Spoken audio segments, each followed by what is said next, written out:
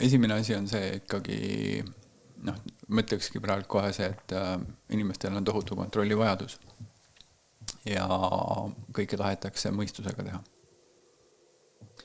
See on see põhiprobleem. Ja ütleme, see, et mina käisin seda nii pikalt, et see, ma ei tahaks inimesi nüüd hirmutada, kes otsivad ennast ja kes tahavad endale lahendusi, need asjad on tegelikult poole lihtsamad. Lihtsalt minuni ei jõudnud see info enne. Ja mida ma, mis on täna nagu minu põhiline sõnum on see,